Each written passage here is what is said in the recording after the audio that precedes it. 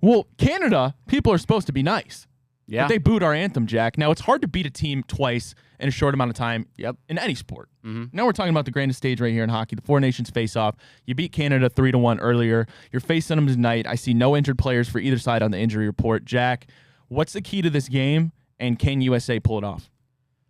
Honestly, it's still gonna be injuries. I think I don't know who they gave. According to ESPN, injury report says. Well, ESPN doesn't care about hockey, so good thing they bought hockey to put on ESPN. To put it on ESPN Plus, so no one in the world can watch it. Great job, ESPN. Emily Kaplan, though, you're the GOAT. But regardless, Charlie McAvoy, who's one of the best defensemen for America, is not playing tonight. That is confirmed. He will be out for this contest. And with that kind of changes everything. Because the way they set up these rosters, you're only allowed to have 23 people. You can dress 20 in hockey. So it's weird. You basically got an extra forward, an extra defenseman, and an extra goalie. So Jake Sanderson has now slotted into the lineup for the United States. And there was rumors he was a little bit banged up, which calls into question, can we now go out of anywhere and extract any American defenseman to bring him to play in this championship game? And that's where the rumors started circulating Tuesday that Quinn Hughes, who is the best American-born defenseman, was going to fly out to play on Thursday. And Quinn Hughes, if hockey people don't know who that is, or non-hockey people don't know who that is, for reference, we talked about these two brothers, the Kachuk brothers, who were the stars of the win over Canada. These two brothers, one of them, Jack Hughes, is on the team. They're on the cover of NHL 25 this year. That's how good these guys are. And we were going to get this guy back. The coach of the United States, Mike Sullivan, announced this guy was coming back. And the last holdup was with the Vancouver Canucks, who, interestingly enough, also play in Canada. They had to medically clear Quinn Hughes to come and play for Team USA because he was battling injuries with Vancouver, which is why he sat out in the first place from the tournament. Come to find out, the Canucks are like, nope, you're not coming. We're not letting you go. So now we're in a really weird spot. Yeah, where a home move from a Canadian team goes out there and does that. And do I get it? Is it their franchise player captain? Maybe you don't want him to play in this. That's fine. But it's a little bit shaky to me that they do that. So now there's reports that Tage Thompson, who's the Buffalo Sabres' best player, a forward, is going to be heading out. And I want to say Brent Pesce was the defenseman, but we're not going to know. We're not going to know what it looks like till game time, pretty much. So real quick, two things. One, you didn't have to have a player on the initial roster. You can just go acquire them to play in this game? So this guy actually, Quinn Hughes, this guy in mention was actually on the original roster, got scratched on February 8th, so right before the tournament started. But you theoretically, it's also the first time they've done it, so they didn't think the rules out all the way. And it's weird because all of the GMs of the teams really pushed for a 25-man roster, so something like this wouldn't happen in the first place. They're like, no, 23. But Canada didn't bring Thomas Harley, who's their fifth defenseman, to the tournament originally. They had an injury to Shea Theodore from the Vegas Golden Knights earlier in the tournament. He comes through. He's playing just fine now. So even when Canadian fans are arguing oh, why would Quinn Hughes be allowed to come play? Thomas Harley was allowed to come play for you guys, so it would even out. But you're right. It's going to be really, really tough. It's going to come down to goaltending for sure. We have the better goalie in Connor Hellebuck over Jordan Binnington. It's just been weird for the Americans, Ryan. You look through game one, it was 1-1 against Finland, who finished in fourth place in the tournament, entering the third period. You end up blowing the doors off them in the third period. The Canadian game was very low-scoring, 3-1 final. Sweden was a 2-1 loss. We've kind of had issues putting the puck in the back of that, and that's where I'm going to call out one guy today, Ryan. The captain of Team USA, Austin Matthews. Nick, Ryan, you guys might not know a ton about this guy, Poppy as they call him.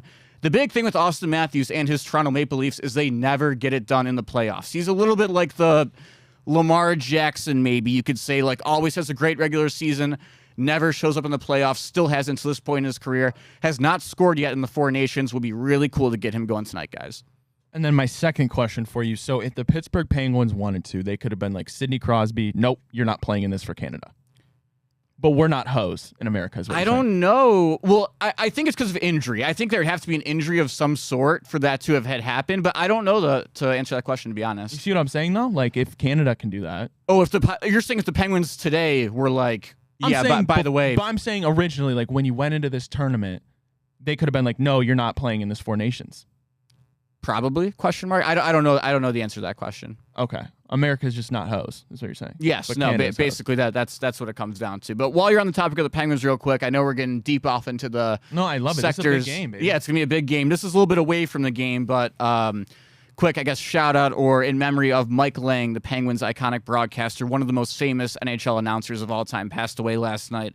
Many iconic goal calls: slap me silly, Sydney, beat him like a rented mule. He's a classic, and tough to hear that news breaking out of Pittsburgh. But yeah, Ryan, I'm so excited for this one, man. What do you guys think as non-hockey guys? Like, what are your excitement levels coming into this one? I'm excited to see if they boo. I'll be real. That's probably the most thing I'm excited for as a non-real hockey guy. Obviously, I want USA to go ahead and kick some Canadian ass, but the storyline about the booing, I'm really intrigued. Nick, you going to be watching this game on your projector? I don't think so. I think I'm going to be in the sky for this. So I think I'm sadly going to have that's right. Yeah. I don't think I'm going to be able to I hope maybe, like sometimes every now and again, it depends like what model of plane that you're on. They do it where it's like the little screen on the back of the I'm hoping I fall into that category. But yeah, if not, then it looks like I'm just going to be turning off my airplane mode and seeing the final results when I land. Are you worried to fly after all these things that are going on? No, I'm more worried. I'm more worried about going into a school, a grocery store, a concert than getting into the air. If the Lord decides that today's my day, I'm good with God. Then today's my day. Jack, I see the lowest ticket here right now to get into this Four Nation Faceoff, $828 as a hockey fanatic. Is that reasonable? It was actually higher the last time I saw it. It was up around $1,200 for the lowest ticket yesterday, so I guess it's dropping. So maybe if it drops another $400, I'll be flying my way out to Boston tonight. But I mean, yeah, there's been a ton of players who have talked about it. Like this is. A lot of guys are treating this like Game 7 of the Stanley Cup Finals, even though they're not playing for their teams right now. Man, first of all, does that say something about hockey, man? I mean, I've been trying to tell you guys that for months. Yeah, absolutely. You have. And credit to that, because the closest thing I can think of right now is the in-season tournament in NBA. And boy, that's a joke. Yeah, it's not even on the same stratosphere as that. And yeah, as an American hockey fan, so as you guys know now, we've talked about it, the NHL players weren't allowed to play in international competition going back to 2016. So the biggest thing since then has been like a U18 tournament. So it's not really this, it's really cool, but it's not the same as these pros playing. I've never seen the United States beat Canada in the finals of a big tournament like this, best on best. No one has. Actually, they might have beaten them in the 1960 gold medal game. I don't know about that. Like even 1980, the Miracle on Ice, Canada sucked during that Olympics. Like that wasn't when they were good. This would be so cool to go out there and beat them best on best. And like Canadian hockey fans always like look down on American hockey fans because they beat us all the time. They always beat us when they matter. This would be like one of the biggest shut up moments of all time. If we were to beat them twice, get our anthem booed. I know the people of Boston, Massachusetts very well. I got bad news for you, Canada. They're probably going to boo your anthem pretty damn loud tonight if I know Boston as well as I think I do. To beat them twice with how good their roster is, so many MVPs, Sidney Crosby's golden goal in 2010, the way he always wins, it would be so special as an American hockey fan to see them get it done today. I mean, it would be like I would be swelling, bleeding out red, white, and blue after the game. But this wouldn't come close to Notre Dame winning a championship, right? For you? I mean, yeah, but... Yeah, I'm just trying to gauge. Yeah. Hopefully it doesn't end as poorly as that when you play the team you hate more than everyone else. And yeah. All right, before we get to our first break, Jack, I got to ask. Score prediction. Four Nations face-off finale. Man, this is tough. It's going to be a really low-scoring game, I think. I am going to go...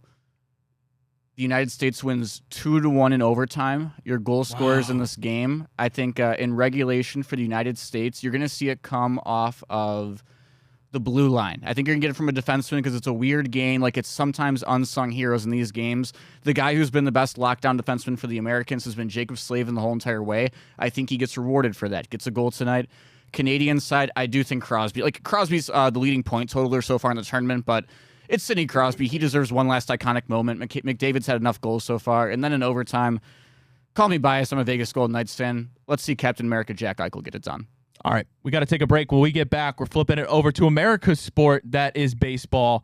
MLB wraparound. Looks like we're getting closer and closer